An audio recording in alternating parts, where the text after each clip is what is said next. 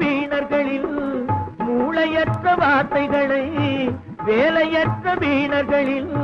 மூளையற்ற வார்த்தைகளை வேடிக்கையாக கூட நம்பிவிடாதே நீ வீட்டுக்குள்ளே பயந்து கிடந்து வெம்பி விடாதே நீ வெம்பி விடாதே சின்ன பயலே செய்தி கேளடா